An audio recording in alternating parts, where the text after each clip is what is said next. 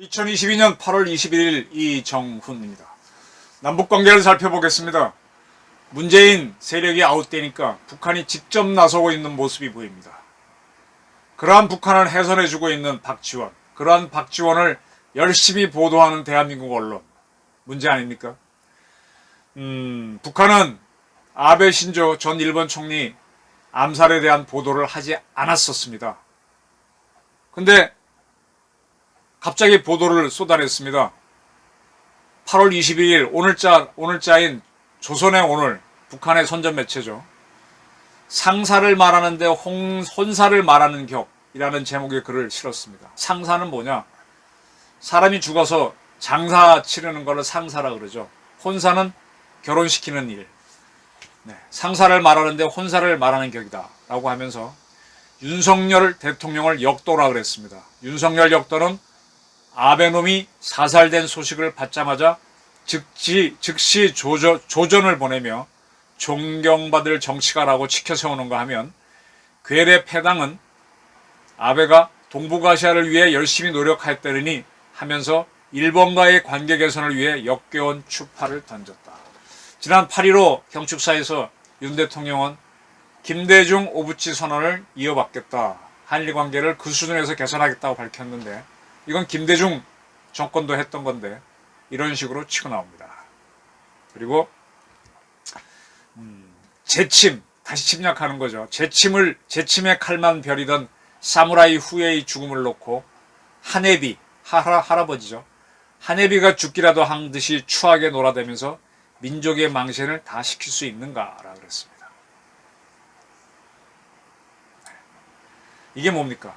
이제 한미일이 공조하게 되면 북한이 어렵죠. 그러니까 한국과 미국, 일본을 갈라놓게 하는데, 한미동맹은 워낙 강고하니까 한일 협조를 끊어내는 거죠. 네, 이 문재인 정권에서 나왔던 말이 뭡니까? 토착 외구. 그리고 친일파니 뭐니 해서 외정 때 일본과 무슨 관계만 있었다고 하면 무조건 친일파. 뭐 한 번만 하면 무조건 친일파. 그죠? 지들 조상들도 다 창씨개명 했으면서도 그렇게 몰아붙여서 일본하고 우리 관계를 어렵게 만들고, 또 탁현민이 이끄는 청와대는 제주 관함식 때 일본 함정이 참여하지 못하도록 조건을 갈아서 참여하지 못하게 하고, 동해에서 탈북자가 내려오니까 그 일본 초계기가 떠서 그걸 확인하려고 하니까 우리 해군 함정을 보내서 일본 초계기를 향해서 그러니까 사격을 하겠다는 추적 레이더를 발사하게 하는 등, 참 이런 식으로 계속 문재인 정권을 했죠. 그렇게 되게 되면은, 그렇게 하게 되는 것이 결국은 이북이 원하는 바고 이북이 지령인 거죠. 네. 그래서 토착 외구를 꺼내고 사귈 그런 자들은 그 시절 해방 직후에는 바닥빨갱이로 불렸던 세력들입니다. 네. 이렇게 이제 북한이 나서서 문재인 정권이 끝나니까 직접 윤석열 역도 때리기에 나서고 있습니다. 그리고 이 우리 민족끼리는 뭐라 그러는가 하면, 지금 전진석 국회 부의장이 한일의원연맹 회장인데, 그가 9월 달에 이제 일본에서 아베 전 총리 장례식은 치렀는데 국장을 다시 치른다고 합니다. 이걸 비난합니다. 극우 보수의 상징이며 우리 민족을 악랄하게 모독해온 전 일본 수상 아베놈의 조의식에 참여하겠다고 극성을 부려대고 있다. 왜 이러겠습니까? 다시 지금 한미 공조를 강조했고, 한미 동맹을 강화를 강조했고, 한일 외교관계 복원을 얘기하니까 계속 이렇게 북한은 공격하고 있습니다. 문재인 정권이 있을 때는 이렇게까지는 안 하죠. 문재인 정권이 아웃되니까. 지난번 3월달 대선에서 0.73%포인트 이긴 거는 사실 기적입니다. 어제가 8월 20일 토요일이었는데 광화문에 나갔다 보니까 뭐라 그래야 되나, 일단의 사람들이 한미동맹 해체, 주한미군 철수, 북침훈련 중단, 뭐 그런 걸 쓴 팻말과 옷을 입고 시위를 하더만요. 광화문 한복판에서 그런 시위가 벌어진 걸 참 오랜만에 봤습니다. 이제 문재인 정권이 사라지니까 직접적으로 저런 세력들이 나오고 있습니다. 그리고 민노총은 조선 직업동맹하고 뭐 한미동맹 파괴를 요구하는 그런 선언들을 하고 있죠. 왜 이렇겠습니까? 문재인 정권이 사라졌기 때문입니다. 이런 것들의 신호탄들은 지금 민노총은요, 지난 8월 13일 집회에서 양경수 민노총위 위원장이 직접 나와갖고 이 나라를 전쟁의 화염 속에 몰아넣으려는 윤석열 정부를 결코 용납할 수 없다. 노동조합의 힘으로 불평등한 한미동맹을 끝내자. 이렇게 외쳤습니다. 양경수, 지난번 코로나가 엄중할 때 불법 집회를 한 주도한 혐의로 재판받고 있는데 이제는 한술 더 떠서 한미동맹 끝내자. 이렇게 외치고 있습니다. 이러한 민노총은 어떻게 봐야 되겠습니까? 조선노동당 이중대 아닌가요? 이 조선노동당 이중대를 했던 청와대가 사라지니까, 문재인 세력이 사라지니까 이런 세력들이 날뛰고 있습니다. 앞권은 지난 8월 19일 김여정이가 발표한 담화입니다. 8월 15일 윤 대통령 경축사에 대한 반박도 있는데 가만히 읽어보면요, 여기에 북한의 속내가 다 드러나 있습니다. 민심도 떠나가는 판국에 윤석열이 애당초 그런 자리에 나서지 않았다면 더 나았을 것이다. 예, 탁 칩니다. 벌써 대한민국에서 국힘당에서 윤핵관과 이준석이 싸우면서 그러지 않아도 지지율 떨어졌는데 점점 나빠지는 상황을 북한은 보고 있는 거죠. 그러면서 윤석열 대통령이 한 담대한 구상에 대해서 시시콜콜 공격을 해대기 시작합니다. 근데 여기서 눈에 띄는 게 있습니다. 가장 역스러운 것은, 가장 듣기 싫은 거는 우리더러 격에 맞지도 않고 주제 넘게 핵 개발을 중단하고 실질적인 비핵화로 전환한다면 그 무슨 경제와 민생을 획기적으로 개선할 수 있는 과감하고 포괄적인 담대한 구상을 제안한다는 황당무계한 말을 줄줄 읽어댄 것이다. 그러면서 그 담대한 구상은 검푸른 대양을 말리워 뽕밭을 만들어 보겠다는 것. 이건 우리는 그냥 상전벽해, 아니 반대로 쓰고 있죠. 상전은 뽕밭이 바다가 되는 건데 북한은 바다가 뽕밭이 되는 걸로 표현하네요. 검푸른 대양을 말려서 뽕밭을 만들어 보겠다는 것만큼이나 실험과 동떨어진 어리석음이 극치다. 윤석열도 역도지만은 이명박도 역도였죠. 10년 전 이명박 역도가 내들었다가 세인의 주목은커녕 동족 대결의 산물로 버림받은 비핵개방 3천 복사판에 불과하지 않는다. 이명박 정부의 실패를 거듭하지 말라고 제가 윤 정부에 거듭 당부하고 있습니다. 비핵개방 3천을 내세우면서 나섰습니다. 이명박 정부는. 그렇게 하면서 결국 북한이 핵을 포기하게 되면, 비핵을 하게 되면, 개방하게 되면 3천 달러가 되도록 지원을 해주겠다. 대대적인 경제 개발을 해주겠다. 담대한 구상과 비슷하죠. 그런 구상을 했기 때문에 북한이 원치 않는 비핵화를 요구하면서 이렇게 해주겠다고 하니까 북한이 첫 해에 뭘 했습니까? 금강산 관광객 방문자실을 사살합니다. 그랬으면 감을 잡아야 되는데, 그럼에도 불구하고 지금 국가안보실 1차장으로 있는 김태우 씨를, 또 그때 임태희 씨 비서실장이 나서갖고 두 사람이 북한하고 대화하겠다고 자남산 여관까지 갔다가 김태우 씨는 북한에 돈 주는 적이 있었던 모양이죠. 북한이 그걸 까발리고 그냥, 임태희 씨는 싱가포르에 가서 송아무개를 북한 놈을 만나고 별짓을 다 하다가 결국은 당하는 게 뭡니까? 천안함 당하죠.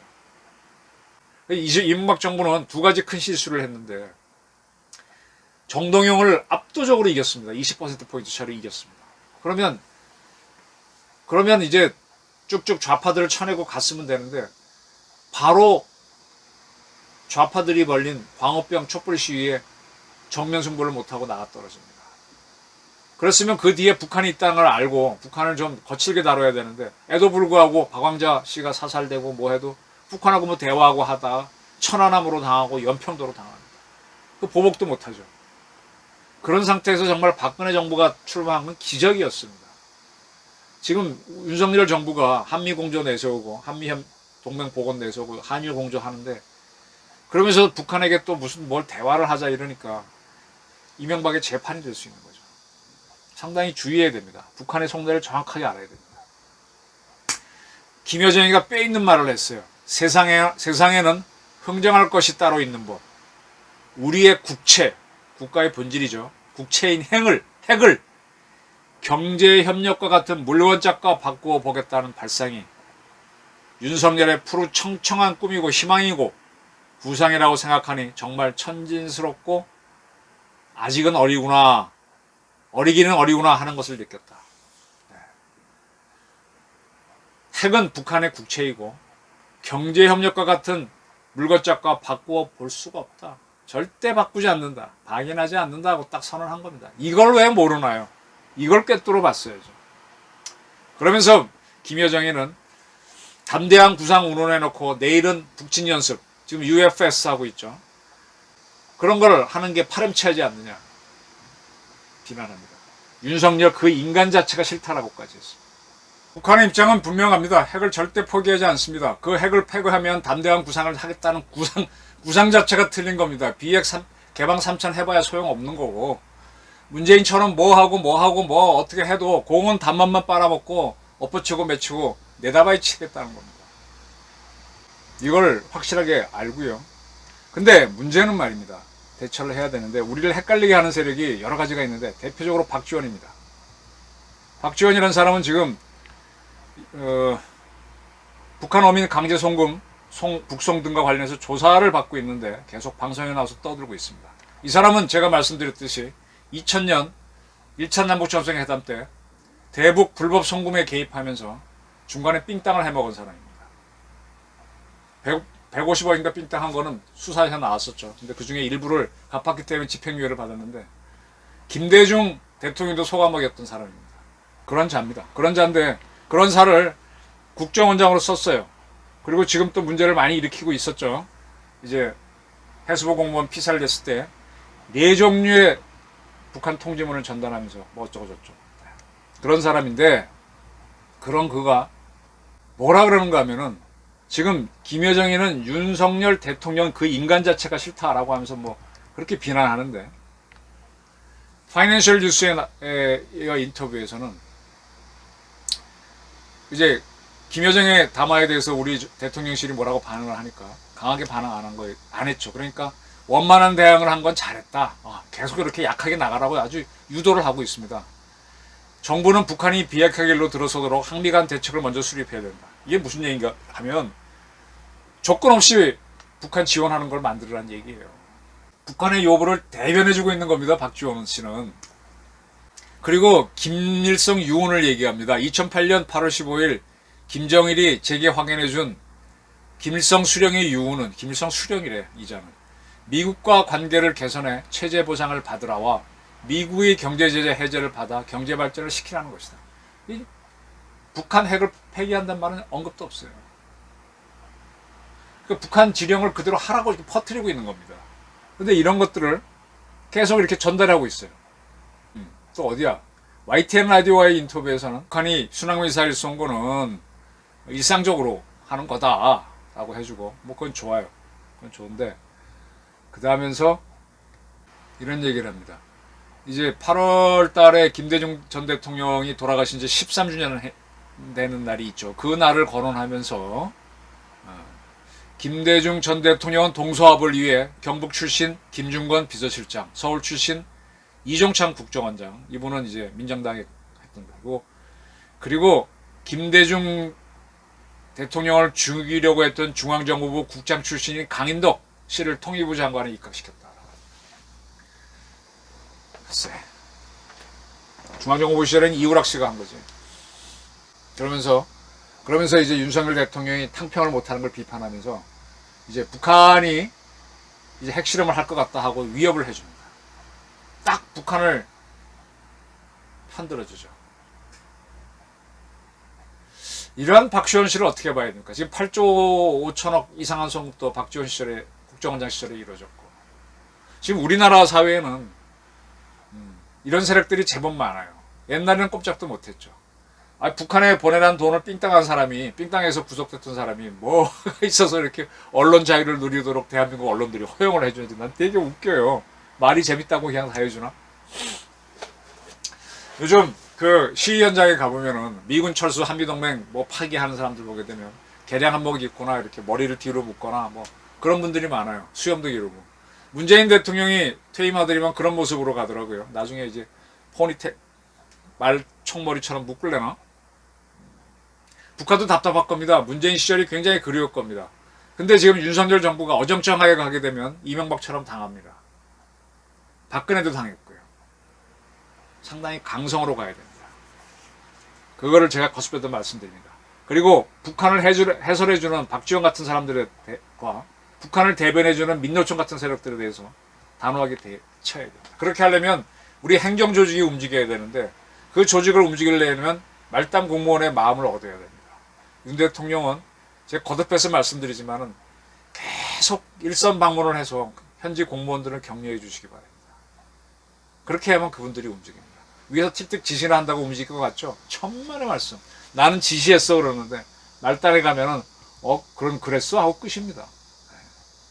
이걸 움직여야 됩니다. 움직이게 하면서 이 윤석열 정부 당선이 왜 큰 의미가 있는지 윤 대통령도 다시 한번 씹어보면서 이제 문재인 같은 세력이 그리고 청와대가 노동당 대남 분실이 되는 사태를 막아야죠. 정말 이제는 문재인이 없으니까 북한이 직접 나서서 흔들어대고 있고 숨어있던 좌파들이 나와서 직접 한미동맹 파기 뭐 이런 걸 일본 흔들기 이렇게 나오고 있습니다. 이 싸움이 상당히 큰 겁니다. 이 싸움에 전면적으로 그리고 여와 같은 영리함으로 대처해 줄 것을 저는 악망드리는 바입니다. 경청해 주셔서 감사합니다.